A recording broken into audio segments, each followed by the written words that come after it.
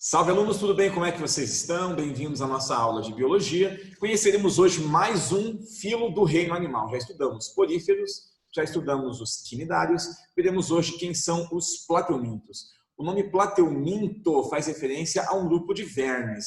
Vermes são animais de corpo alongado e existem dois filos que são chamados de, ou dois filos que têm animais chamados de vermes, tá bom? Até pouco tempo as minhocas eram consideradas vermes, mas minhocas pertencem a um filo separado, o filo Annelida. Então veremos os filos plateumintos e nemateumintos, que são animais com corpo alongado, um deles com corpo achatado, os plateumintos, e outro filo de animais de corpo alongado e cilíndrico, tá?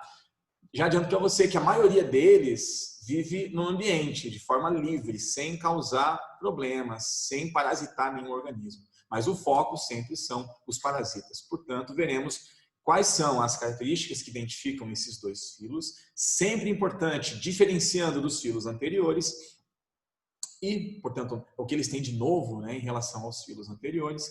E ressaltando as doenças que eles causam, que são chamadas de verminoses, tá bom? São doenças muito comuns em nosso país e, portanto, doenças que são temas de muitas questões, tanto do Enem quanto do vestibular. Portanto, bora lá então, vamos conhecer nessa aula quem são os vermes chatos, quem são os vermes achatados. Olha só, tem muita gente chata, mas nem todo verme é chato. Piadinha horrível, né? Então, existem animais chamados de vermes achatados e eles são chamados de plateumintos, tá? Então, compartilhando com você aqui a tela, acompanhando comigo, então. Nesse módulo 1 ainda, junto com o porífero e o quinidário, estão esses dois filos, plateumintos e nemateumintos. Vamos vê-los de forma separada. Nessa aula você tem, então, ali para começo de conversa, né, um bicho que parece uma lesma, mas não é. Ele é um verme plano, um verme chato. Quando eu falo chato, é que ele é em forma de fita, ele tem forma de fita. São os vermes com o corpo achatado. Na imagem você vê alguns que são de vida livre, a planária. Esse bichinho é bem bonitinho, interessante. Ele consegue se reproduzir de forma fragmentada, por fragmentação. Se cortá-lo em 15 pedaços, você vai ter 15 vermes diferentes aí, se regenerando. Aqui você tem um verme parasita chamado tênia ou solitária, tá? E aqui mais alguns vermes de vida livre, planárias aquáticas do mar, tá? Planárias de formas e cores diferentes. Aqui também você tem um verme, uma larva de um verme chato parasita que causa essa doença aqui. Eu consegui essa foto do arquivo do professor Ricardo, então aqui ele tinha acho que uns 10 anos, tá?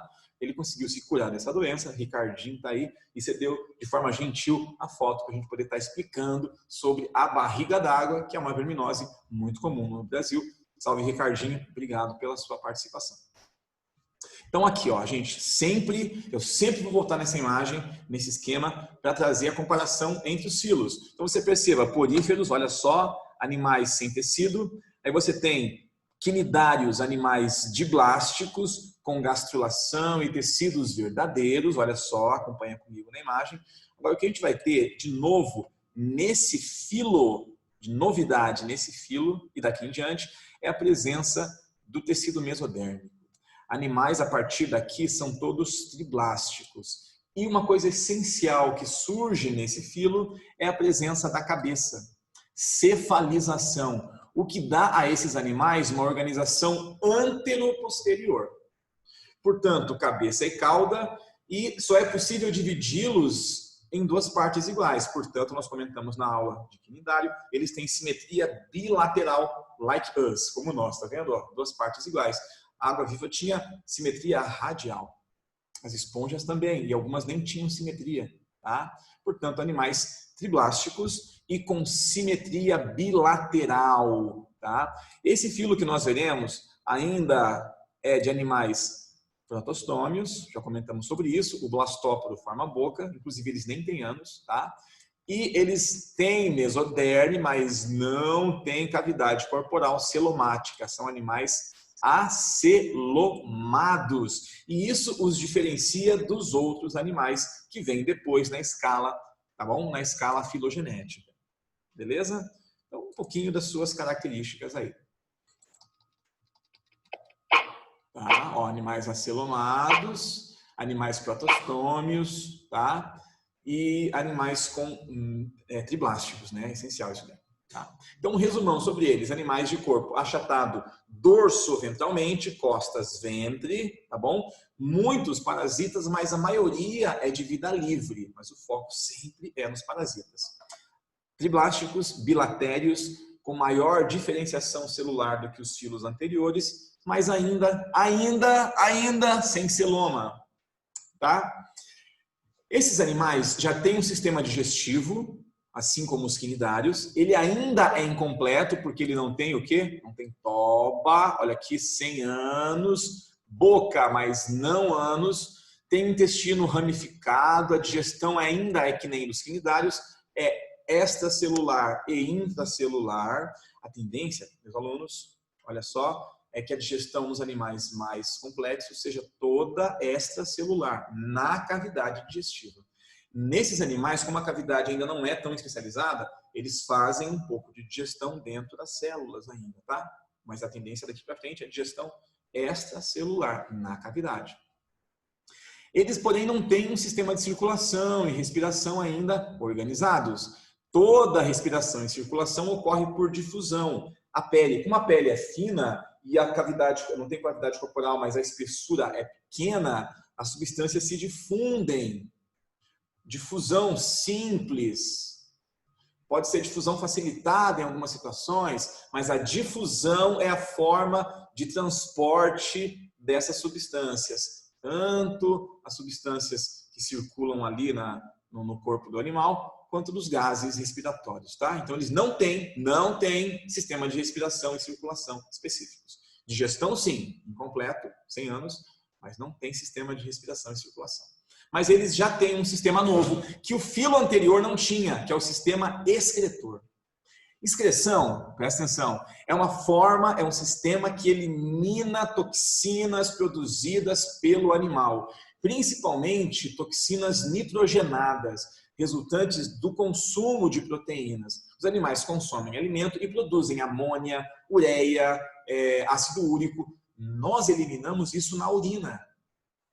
Eles não têm uma forma de eliminação como a nossa, mas eles têm um sistema simples de eliminação, um sistema excretor bem rudimentar. Como é que eles funcionam? Olha só. Eles têm um conjunto de canais, olha só, que vão filtrando as substâncias que estão nos tecidos do animal, e esses canais, essa rede de filtração, elimina as toxinas através de buraquinhos na superfície da pele. Nos poros, existem poros que eliminam as toxinas como se fosse a urina, esses poros excretores na superfície dorsal do corpo do animal, tá bom? Então é como se fossem várias saidinhas de urina, tá? Ou de resíduos nitrogenados no corpo desse animal. E as células que fazem a filtração, a unidade que excreta, que faz a filtração dos tecidos, é chamado de célula-flama. Como se fossem pequenas unidades renais, tá? Os rins têm a função excretora. Aqui não existe um órgão organizado como os rins, mas unidades de filtração que conseguem coletar os excretas e eliminá-los através de poros, como você vê aqui na imagem, tá? A gente vai chamar de célula-flama. Planária, tem uma musiquinha que a gente canta no pré-vestibular, planária, se não me engana, tua excreção é por células-flama, depois você vai conhecer. Então, célula-flama é a célula de excreção desses bichos, especificamente nesse caso, a planária, que é um plateamento bem conhecido. E terminando a parte de fisiologia, eles têm algo também interessante, que é o sistema nervoso. Professor, mas os quinidários também tinham, ótimo, mas eles não tinham algo que esses animais têm, que é uma centralização. Já existe uma região central de comando, essa região aqui, ó, onde fica um conjunto de células, os gânglios cerebrais. Esses gânglios são concentrações de neurônios que vão se comunicar com o resto do corpo por cordões nervosos. Esses dois cordões nervosos, tá? Como se fossem nervos, extensão desses gânglios aqui, e existem células sensoriais, tá? Através do corpo do animal. A questão é que existe um sistema de comando centralizado, a gente vai chamar de cefalização esse processo. Cefalização, eles já têm cabeça. Os quinidários não tinham, tá? Portanto, novidades. Reforçando, sistema excretor, célula flama, tá? E cefalização, sistema ganglionar na parte ventral. Os gânglios de comando centrais ficam na parte ventral, ali, ó, do lado da barriga, né? Na parte ventral, em contato com o solo. Tá bom, gente? Beleza? Então, são coisas que podem diferenciar os plateumintos dos dois filos que estão antes deles, tá bom? Beleza? A reprodução deles pode ser assexuada e sexuada, isso sempre, né? Mas como pode ser a reprodução assexuada? Pode ser por regeneração acidental ou não, tá? Nesse caso, se o verme for fragmentado, cada pedaço regenera, formando um novo verme. Você colocar na internet aí, planária regenerando, fragmentação em planária, tem vídeos bem interessantes, tá? Sobre a reprodução da planária.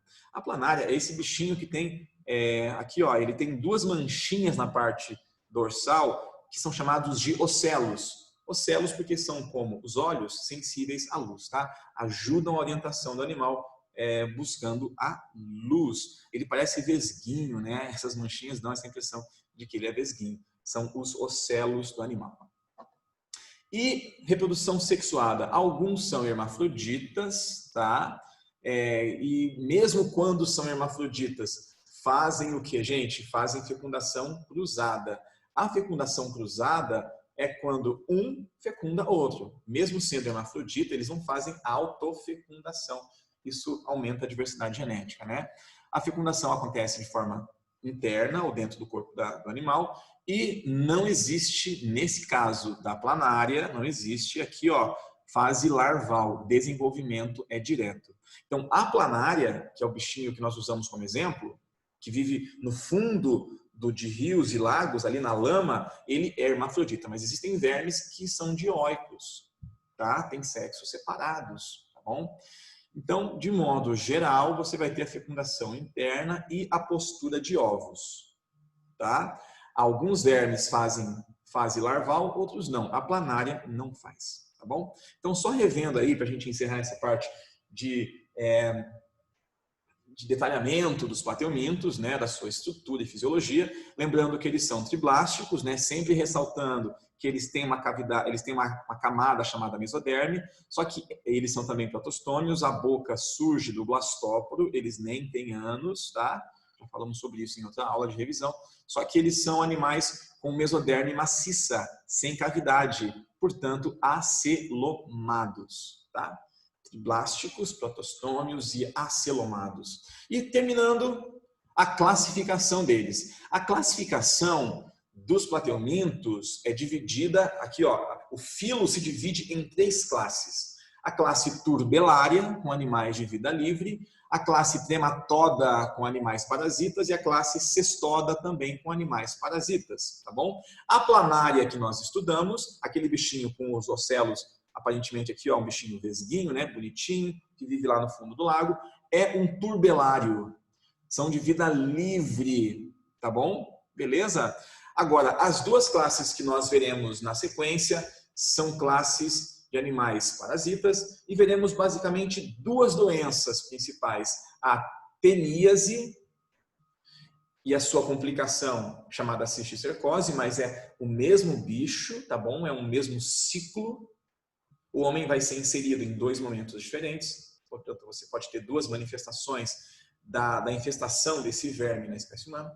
E uma doença chamada barriga d'água ou xistosa. Portanto, veremos essa classificação com esses 3 exemplos, tá? Planária, que já vimos aí, comentamos um pouquinho sobre ela. Animais pequenos, de poucos centímetros, vivem em lagos, rios, córregos e pântanos, água doce, tá? Se escondem de noite, são mais ativas, se escondem da luz, tá? E são mais ativas à noite. Então, os ocelos permitem a percepção da luz e eles vão se esconder da luz. Portanto, são animais sensíveis à luz. Se alimentam de pequenos animais vivos ou mortos. E eles têm, gente, olha só, a planária tem uma boca bem na região ventral e a faringe dela, ela consegue ser ejetada e ser exposta. E ela vai com essa faringe para fora, pega o alimento e ela esconde de novo a faringe aqui nessa região da boca, na região ventral, tá? Mas animais de vida livre. Os outros dois são classes de animais parasitas. E veremos essas doenças em 2 vídeos separados na sequência. Portanto, olha só, animais vermes achatados, triblásticos, acelomados e protostômios. Novidades em relação aos filos anteriores. Um sistema nervoso centralizado, por causa da cefalização, tá? E também um sistema excretor, através de filtração através de células especiais chamadas de células flama, tá bom? Na próxima aula veremos algumas questões sobre esses bichos aí, beleza? Muito obrigado, estudem, anotem suas dúvidas e nos vemos na sequência falando sobre as verminoses mais comuns. Até lá!